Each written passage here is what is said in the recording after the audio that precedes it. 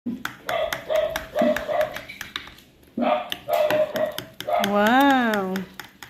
Amazing. You want this, love? You want this? Namit ko. Mga sangkap na ating gagamitin para sa ating gagawing maha blanca. Mayroon tayong cornstarch, evaporated milk, whole kernel corn, cream style corn, butter, sugar, at fresh coconut milk na atin pa yang pigain. Yan ang mga sangkap na ating gagamitin. So, i-balanse lang natin kung gaano kadaming sugar ang ating gagamitin. So, yan ang ating sangkap na pinapakita sa inyo. Maha blanca. So, yan, mag-start tayo sa ating gata. Meron tayong gata dito. Balansehin lang natin. Isa. Dalawa.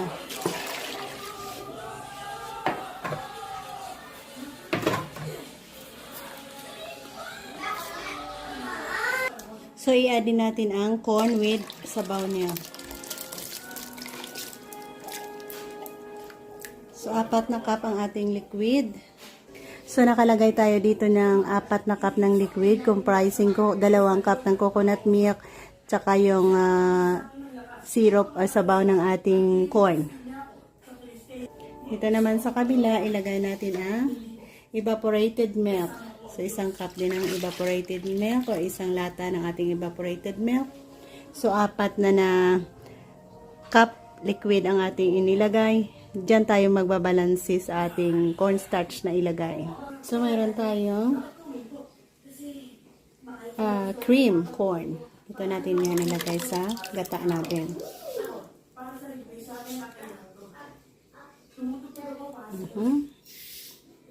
Additional 3/4 ng ating asukal. 3/4 lang. Dalawang mixture ang ating ginagawa. Ito ay sa pag-dilute natin yan ng ating cornstarch.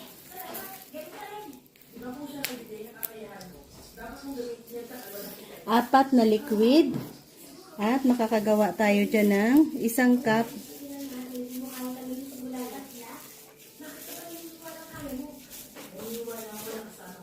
Ito ay 1 cup ng ating corn flour.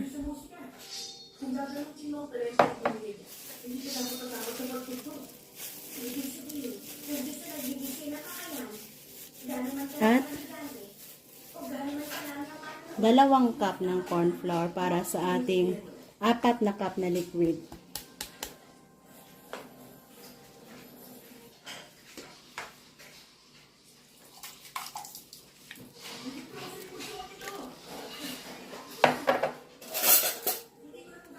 Haluin natin ito hanggang sa mag-well combine. Sa ating gata naman, lutuin natin yan hanggang sa maluto ang gata natin. Yan, isinalang na natin. Halo-haluin. May asukal kasi ito. So, ang nakalagay dito is 2 cup ng ating recap lang ito. 2 cup ng coconut. 1 corn can, whole corn can, kag 1 cream corn. Sa another mixture natin, 2 cup ng cornstarch at 1 cup ng 1 lata ng evaporated milk. 4 na liquid at 2 cornstarch cup.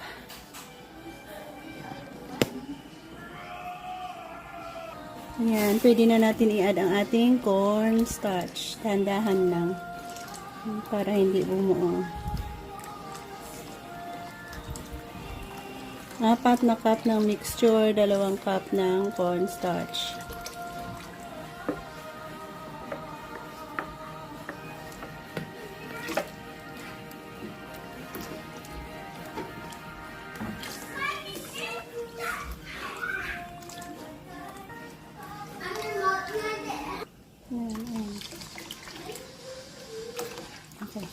Ito ay dahan-dahan na natin non-stop i-haluin. Yan, meron na tayong mararamdaman na buo-buo na ang ating cornstarch. Ayan.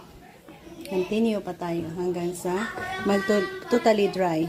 Yan. Medyo bumuo-buo na. Pero liquid di ba? Liquid.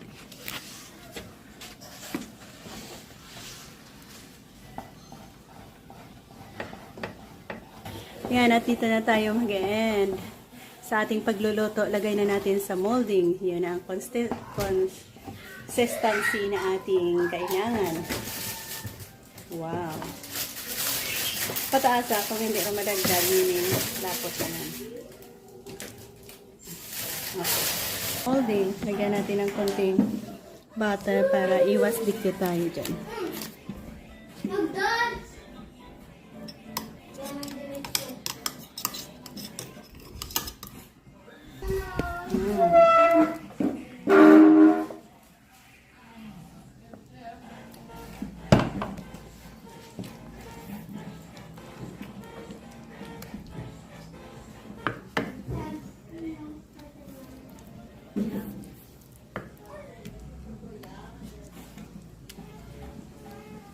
Tugangan? Okay.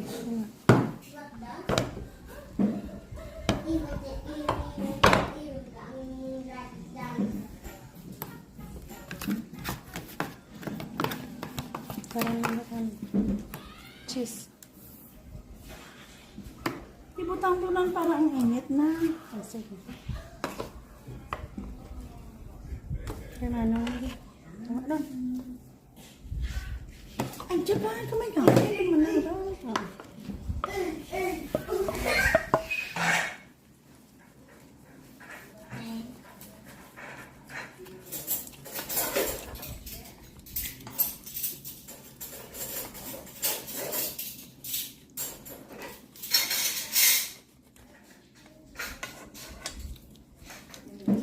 So yan ang ating masarap na maha blanca recipe. Thank you for joining me guys. Bye-bye and God bless. Perfect ang kanyang pagka-firm.